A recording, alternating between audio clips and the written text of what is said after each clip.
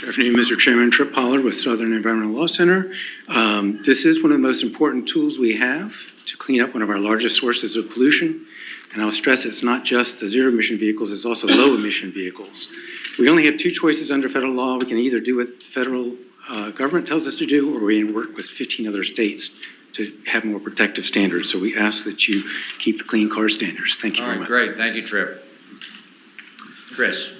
In addition to the concerns raised by the other members who oppose this, I'd also ask, given that SB 657 is moving through, that would shift permitting authority from the citizen boards to the to DEQ, what does this bill do to the approval process of this legislation?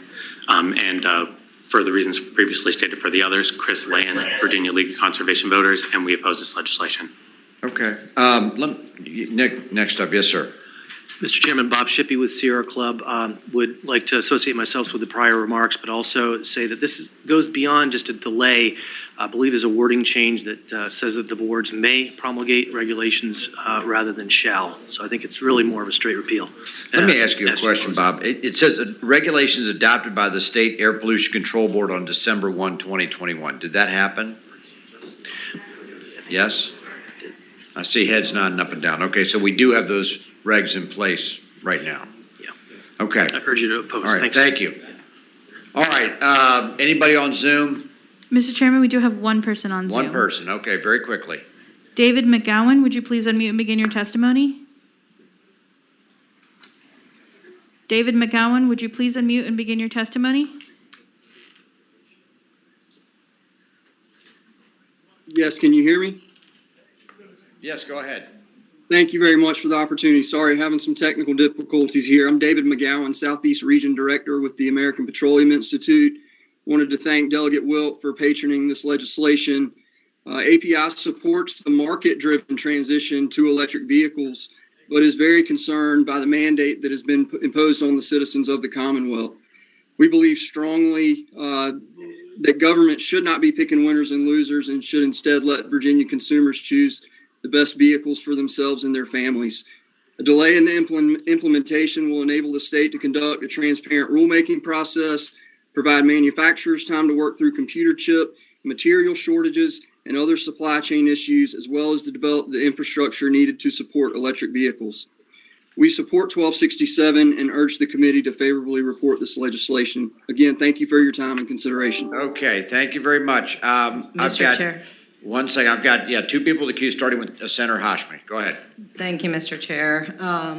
Just speaking against, in opposition to this bill, I know this bill would actually be a repeal of our clean car standards, and as some of the folks who have already spoken have shared, Virginians do want electric vehicles. I think Virginians desperately want electric vehicles or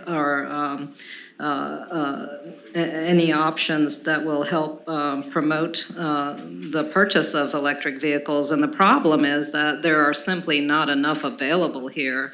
Manufacturers are sending the electric vehicles to those states that have the ready options. Maryland is a clean car state, and so many of these vehicles end up in Maryland rather than in Virginia.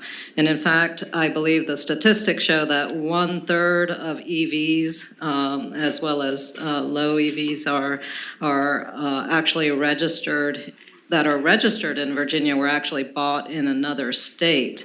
The more we support and give Virginians access to the purchase of EVs, I think we will see an increase of consumer demand. And I think we have an obligation to do that, most especially if we're going to address the issues of carbon emissions in Virginia. So I'm going to be opposing this bill, Mr. Chair. Okay, Senator Favola, and then Obenchain. Mr. Chairman, I'm going to make a motion, and the motion would be that we carry over this bill, which is a gentle way, very gentle, of saying the bill will be PBI'd.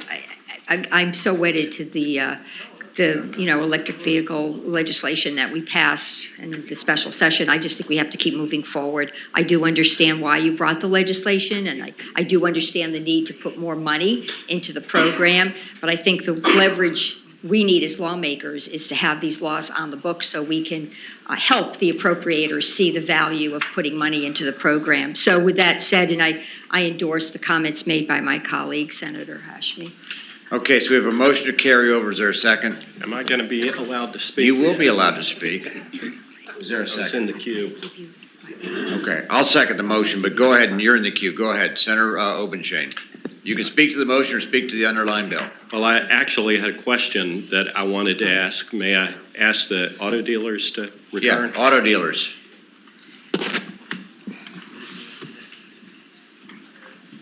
Yes, sir. You know, I've got a lot of auto dealers in my state, my part of Virginia, and I can tell you not a single one of them has called me to tell me that they are in opposition to this or in support of what we passed before. I mean, is this an issue that the auto dealers around the state have voted on? Yeah, it's a statewide commitment to EVs. This with the funding is very critical as we move forward for electric vehicles, whether it's in the Shenandoah Valley or Northern Virginia. I'm sorry, my question may not have been clear. What I was asking is, have the auto dealers, the dealers themselves, voted on this? We take direction from our board, and they have directed us to move forward with opposing this bill currently, and we will evaluate that on an ongoing basis. Are the auto dealers in Western Virginia in support of or opposed to this bill? We have a statewide board that's represented from all different areas of Virginia. And so everybody gets a vote or a say into this matter. Is the statewide board unanimous in their opposition to this bill? Not necessarily. Down by a motion. Okay. Just like this And I'm committee is not curious, unanimous. one additional question. Yes, sir. Is the statewide board primarily made up of urban dealers? No, sir. Okay. So speaking to the bill, Go ahead. the motion, you know, I was interested in hearing that Virginians do want electric vehicles, and I think that there are certainly some Virginians who do want electric vehicles. But if they do want electric vehicles, I suspect that people will buy electric vehicles, and we don't need to pass or double down on laws that are intended to tell people in Virginia that they want electric vehicles. I think the marketplace works pretty doggone well.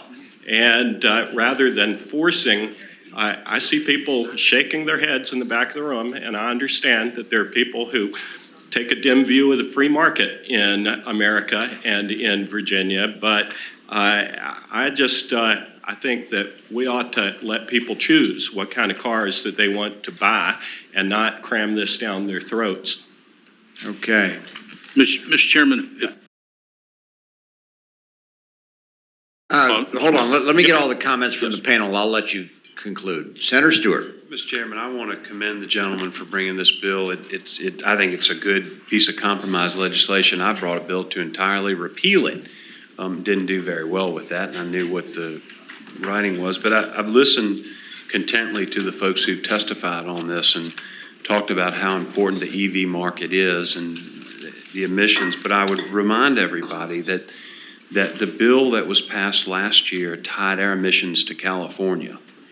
And California's gone so nuts that the leading EV maker, whom you all are trying to assist, Tesla, is leaving because they can't deal with California's regulations. And I'm not sure we should be adopting regulations tied to California any way, shape, or form, even if it is to help get rebates for these vehicles.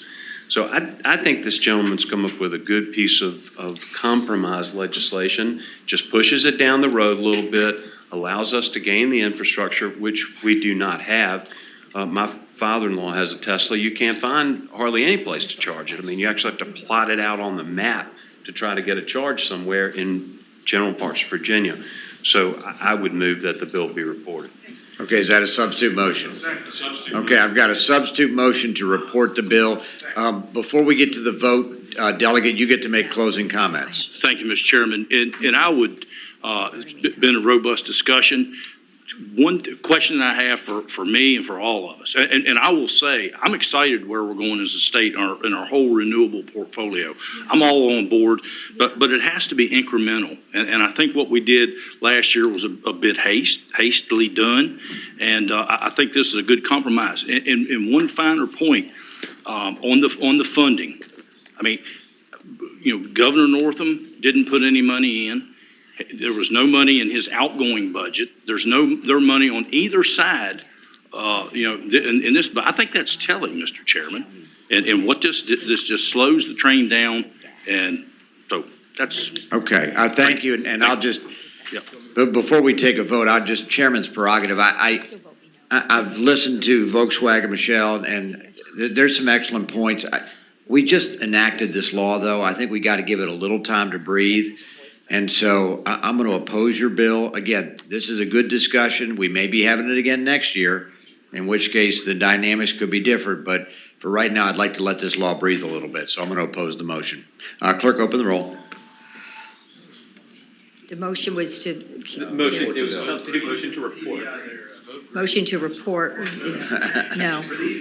This is to report. Where are we? All right. Money month. Ayes 7, noes 8.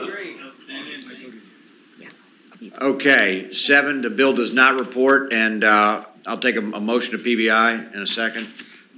So moved. Okay, clerk. You know what, that's fine. Why don't we'll carry it over for the year. That would require that we take up the bill once more. It would Yeah. be a motion to reconsider. Yeah, motion, no, it didn't report. It's been considered that failed motion to report is an affirmative decision by the committee to not report the bill, so it'll come in as failed to report. All right, why don't we do this? It really doesn't matter, okay? Any way I'll write a letter to you. You can write a letter to me, okay? There we go.